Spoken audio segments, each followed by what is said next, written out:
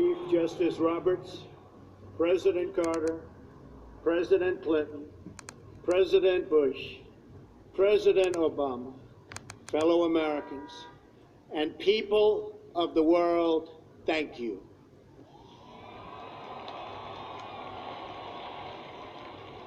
We, the citizens of America, are now joined in a great national effort to rebuild our country and restore its promise for all of our people.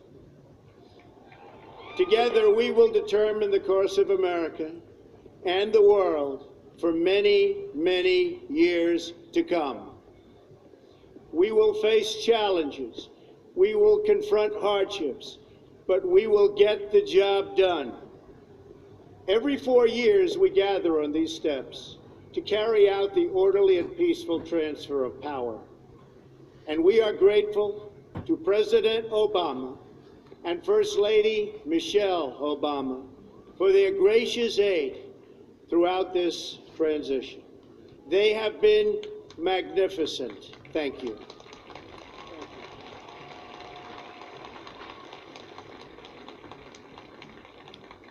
Today's ceremony, however, has very special meaning, because today we are not merely transferring power from one administration to another or from one party to another, but we are transferring power from Washington, D.C., and giving it back to you, the people.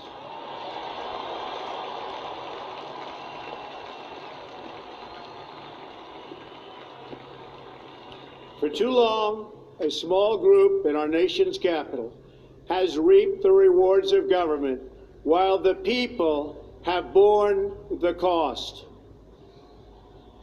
Washington flourished, but the people did not share in its wealth. Politicians prospered, but the jobs left and the factories closed. The establishment protected itself, but not the citizens of our country. Their victories have not been your victories. Their triumphs have not been your triumphs. And while they celebrated in our nation's capital, there was little to celebrate for struggling families all across our land.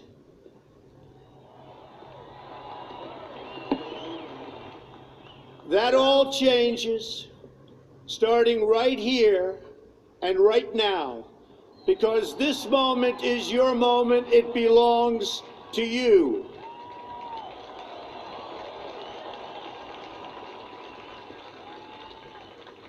It belongs to everyone gathered here today and everyone watching all across America.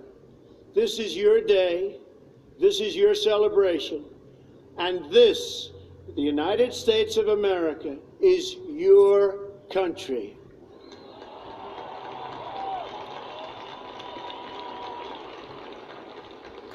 What truly matters is not which party controls our government, but whether our government is controlled by the people.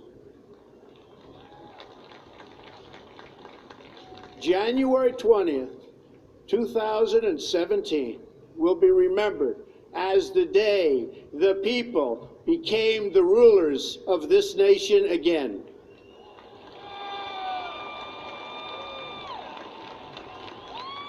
The forgotten men and women of our country will be forgotten no longer. Everyone is listening to you now.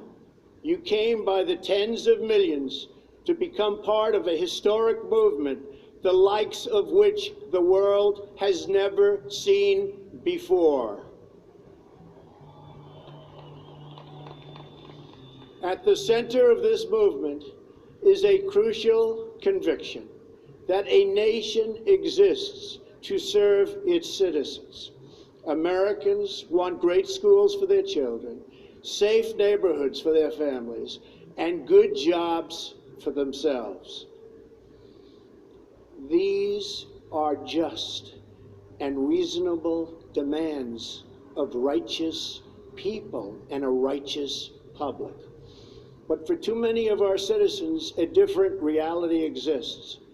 Mothers and children trapped in poverty in our inner cities, rusted out factories scattered like tombstones across the landscape of our nation, an education system flush with cash, but which leaves our young and beautiful students deprived of all knowledge. And the crime, and the gangs, and the drugs that have stolen too many lives and robbed our country of so much unrealized potential. This American carnage stops right here and stops right now.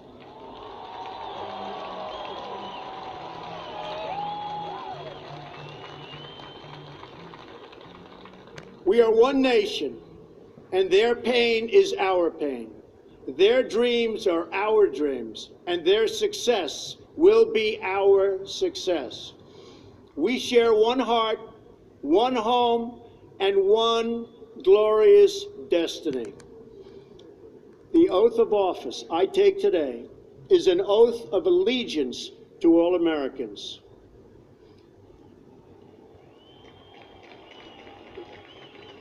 For many decades, we've enriched foreign industry at the expense of American industry, subsidized the armies of other countries while allowing for the very sad depletion of our military. We've defended other nations' borders while refusing to defend our own.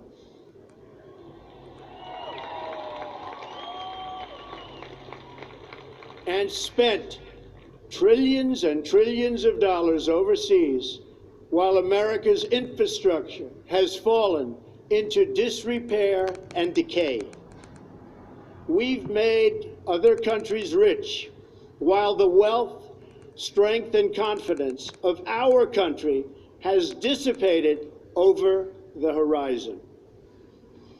One by one, the factories shuttered and left our shores, with not even a thought about the millions and millions of American workers that were left behind. The wealth of our middle class has been ripped from their homes and then redistributed all across the world. But that is the past, and now we are looking only to the future.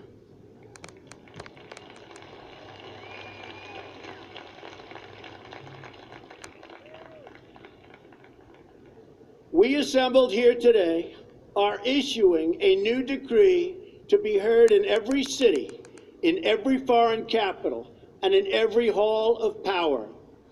From this day forward, a new vision will govern our land. From this day forward, it's going to be only America first. America first.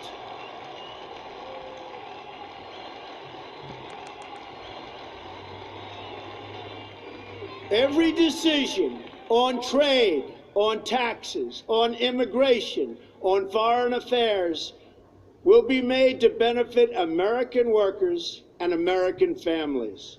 We must protect our borders from the ravages of other countries, making our products, stealing our companies, and destroying our jobs.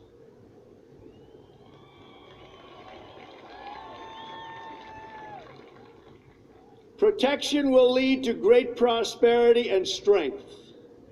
I will fight for you with every breath in my body, and I will never, ever let you down.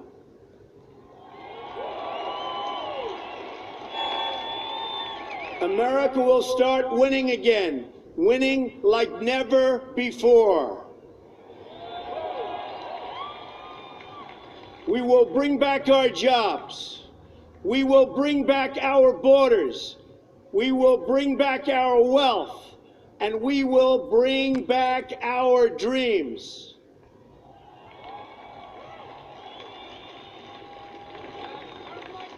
We will build new roads, and highways and bridges and airports and tunnels and railways all across our wonderful nation.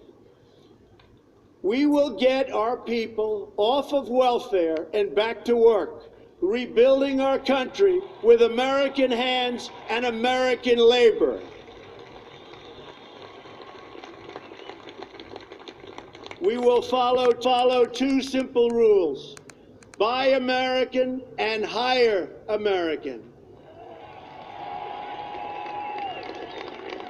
We will seek friendship and goodwill with the nations of the world, but we do so with the understanding that it is the right of all nations to put their own interests first. We do not seek to impose our way of life on anyone, but rather to let it shine as an example. We will shine for everyone to follow. We will reinforce old alliances and form new ones and unite the civilized world against radical Islamic terrorism, which we will eradicate completely from the face of the earth.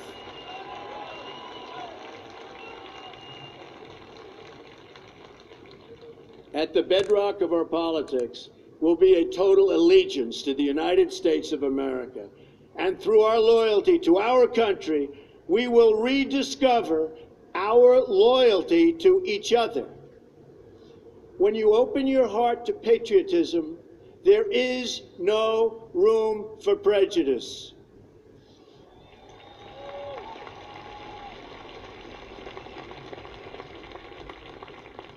The Bible